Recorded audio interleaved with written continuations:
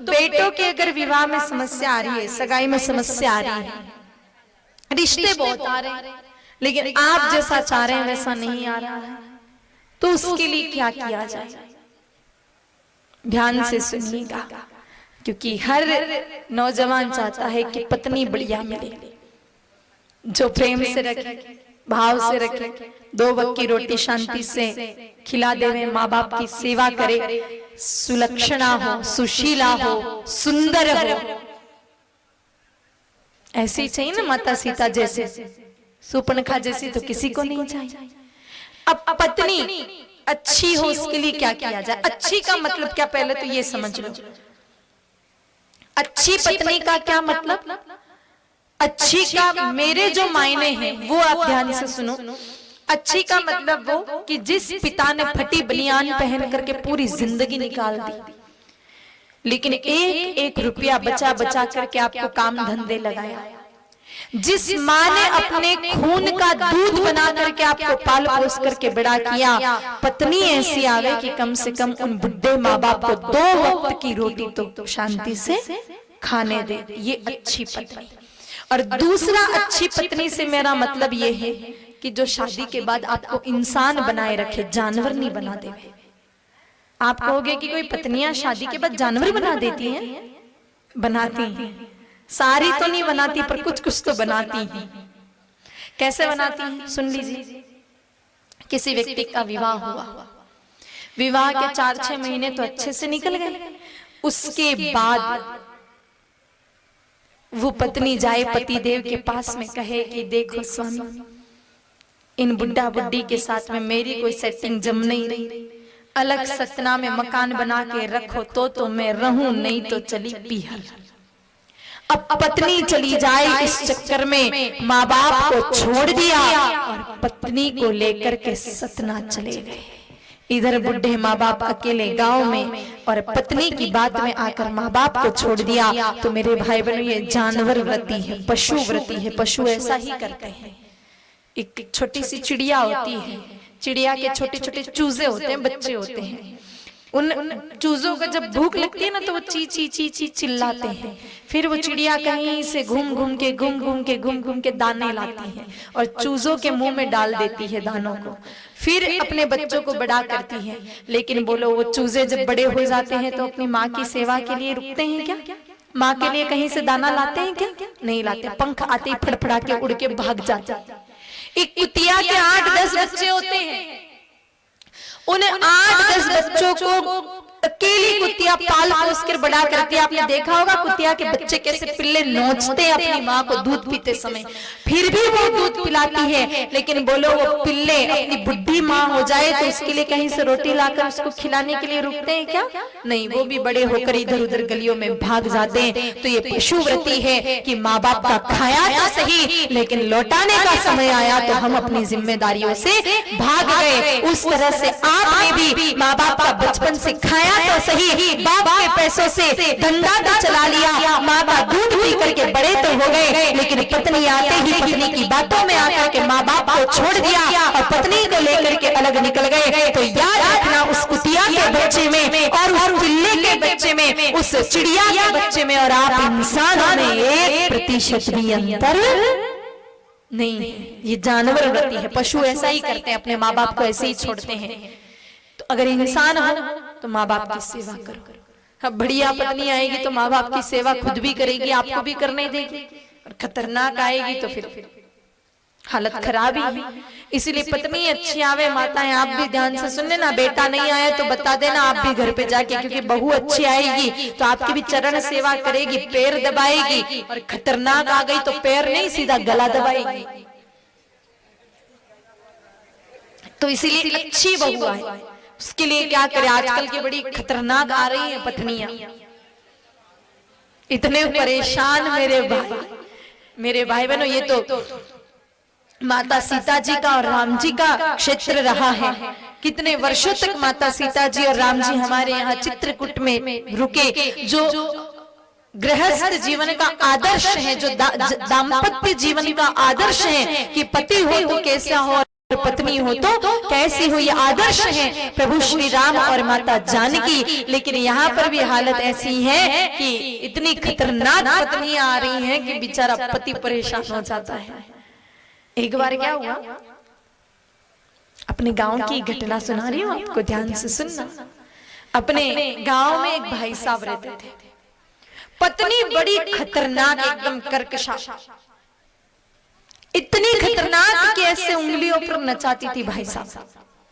वो भाई साहब रोज उठ के भगवान से सीताराम जी के चरणों में एक ही प्रार्थना करते कि हे प्रभु, परमानेंट तो इससे पीछा छूटना है नहीं, पर कम से कम ऐसी बुद्धि दे कि ये 8 दिन के लिए पियर तो जावे, कम से कम 8 दिन तो मेरी जान छूटे। पर वो भी ऐसी पक्की की ठान लिया पति को परेशान करना, पियर भी नहीं जावे। अब वो व्यक्ति रोज उठ के यही प्रार्थना करे, हे सीताराम जी ये पियर जावे, ये पियर जावे तो बढ़िया। धीरे धीरे समय आगे बढ़ा, रोज एक ही प्रार्थना की पियर जावे तो बढ़िया, तो ही जावे नहीं। अब वो भाई साहब इतने परेशान हो गए कि अपने बच्चे को बुलाया, कहा बेटा इधर आ। कहा बेटा 10 रुपए चाहिए। कहा एक छोटा सा काम करोगे। क्या काम करना है। कहा बेटा देख बहुत दिन हो गए, सारे बच्चे नानी के यहाँ जाते हैं, तुझे तेरी नानी की याद नहीं आती क्या। कहा नहीं आती। कहा बेटा नहीं भी आती तो कोई बात नहीं, पर तू माँ को कहना कि नानी के यहाँ जाना है, मुझे नानी की याद आ रही। देख तू अगर नानी के यहाँ माँ को ले जाने के लिए तैयार करवा दिया ना तो ये 10 रुपए तेरे। कहा पिताजी, अब आजकल का बच्चा था वो एडवांस। कहा पिताजी काम जितना बड़ा है उसके हिसाब से 10 रुपए पर्याप्त नहीं है, 100 की नोट दो तो विचार करूंगा कि 10 रुपए में तो नहीं करूंगा। तू 100 के 150 ले ले पर भाई काम तो कर दे। अब वो बच्चा गया माँ के पास, एक ही रट लगाए, माँ नानी की याद आ रही, नानी के यहाँ जाना, नानी के यहाँ जाना, नानी के यहाँ जाना, नानी के यहाँ जाना, नानी के यहाँ जाना, सुबह से शाम बस एक ही बात, नानी के यहाँ जाना, नानी के यहाँ जाना। शाम को भाई साहब काम धंधे से लौटे, पत्नी कहने लगी अरे आज तो इतना सरदर्द हो रहा है कि पूछो मत। कहा क्यों, क्या हुआ। कहा ये कब से बच्चा सुबह से पीछे पड़ा है, मेरा माथा खा गया। कहा क्या कह रहा है। कहा सुबह से कह रहा है नानी के यहाँ चलना है, नानी के यहाँ चलना है, नानी के यहाँ चलना है। पिताजी समझ गए कि बेटा काम पे लग गया। कहा तो चले जाओ ना, उसमें दिक्कत क्या है, बहुत दिन भी हो गए, इसको भी तो नानी की याद आती है तो चले जाना चाहिए, बहुत दिन हो गए।